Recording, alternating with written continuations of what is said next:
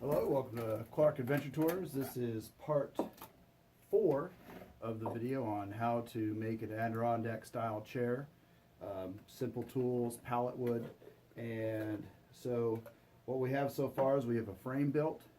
We have our pieces cut so that we have the side pieces that we were cutting to, I think it was 24 inches. So they're going to go on the sides. And what you're going to want to do now is make sure you have a couple clamps in place, and we're going to kind of put the frame together in a way that shows the angle and the depth of the chair. So let me have a sip of this coffee. It's a little chilly this morning up here in Washington. It is New Year's Eve morning. So anyhow, I'll flip this around and we'll get a better picture. Okay. Let me do something about that light over my head there. Let's see if that helps a little bit. No, that sucker. That's bright. Let's turn that off. There, that's a little better. So, not that you're really watching this to watch me, but okay. So, we got our two side pieces in place. We've got this thing that we built, the framework, and you can actually use pieces that are more like this for this frame. You don't have to use these really heavy duty pieces. That's what I decided to make it with this project, but it's heavy. Alright, now got a couple basic clamps. You take this piece here, this is going to go on the outside, and you kind of figure. The first thing I do is I clamp it before it's really ready. Let's see. Let's get this a little bit closer to where it's going to be. So it's going to be like, oh, about like that. Oh, that's really stiff. How about down a little further? Yeah, that looks good. All right. So I got one clamp there. Go over here. I really need a bigger shot.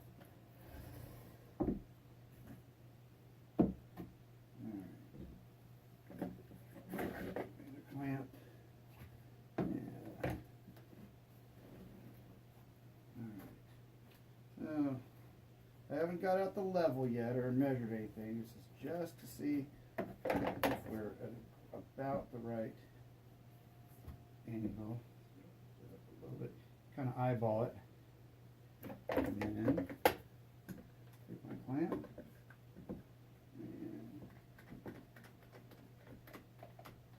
That one. All right, so now let's see here. Now, get an idea what it looks like from the side. See? And so this is your slope. All right, so you've got this. So you see, it's your angle. And this is going to be the sitting angle. So this is how far back. Once you put your back pieces,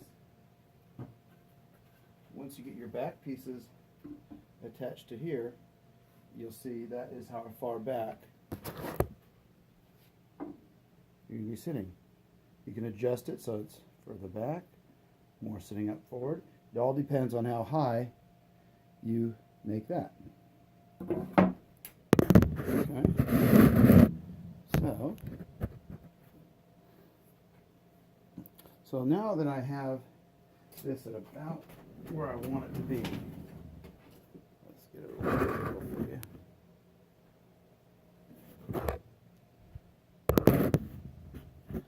Let's set this back again.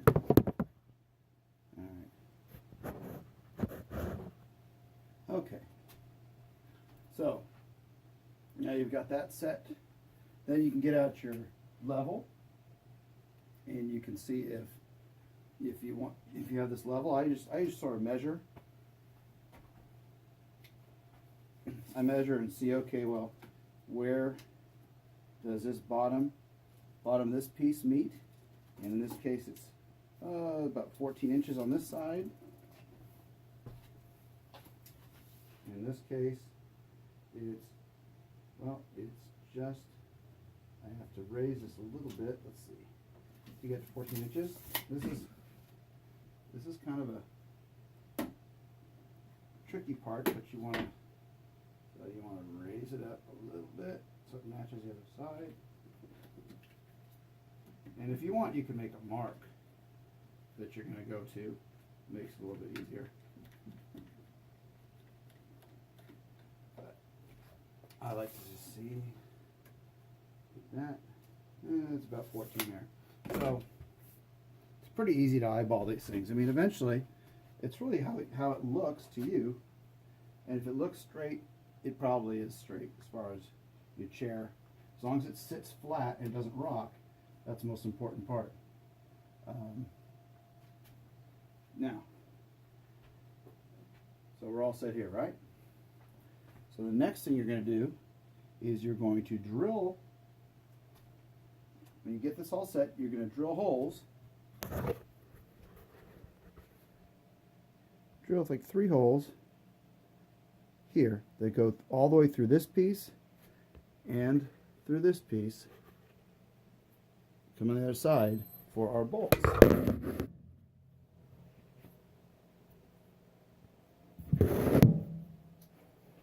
Alright, the bolts I'm talking about. So these are 1/4 inch. The ones, you have to buy them for the thickness of your wood here. So these I got, these are I think 3.5 inch. And when I drill my holes, they'll go through here. I'll put it, then on the other end I'll put a washer and a lock nut.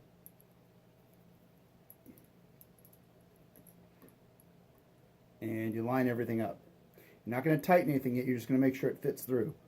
Because we're going to back it off, put some glue, and then put it back on. But you get the idea.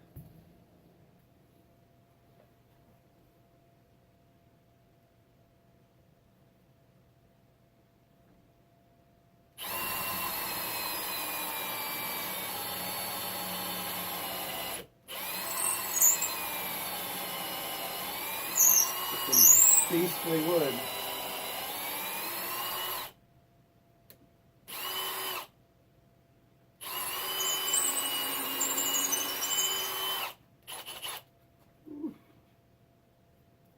Beastly stuff. Beastly. Sometimes it's good to have a lot of clamps so that you can adjust without losing your measurement or your setting, I guess. If I take that one there and take this one off, because that's where I want that other hole to be. I want this one to be down here. Right there.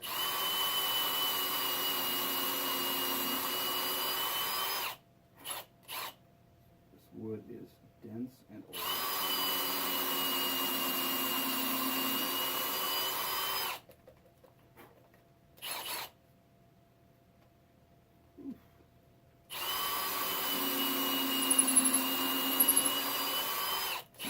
Some kind of oak. Anyhow, so get your holes drilled.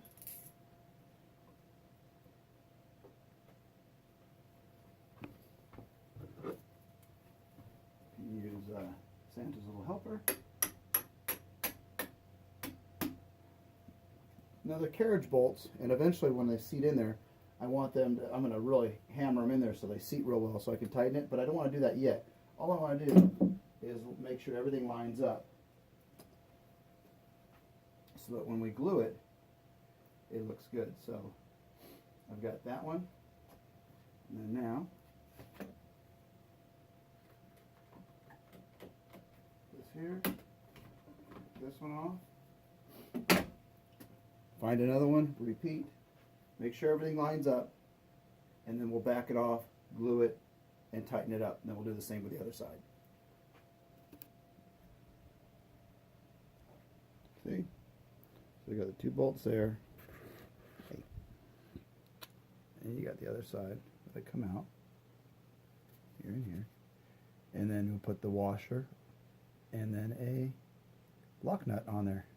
And once that's glued, that's going to be very strong because that's going to be doing quite a bit of supporting.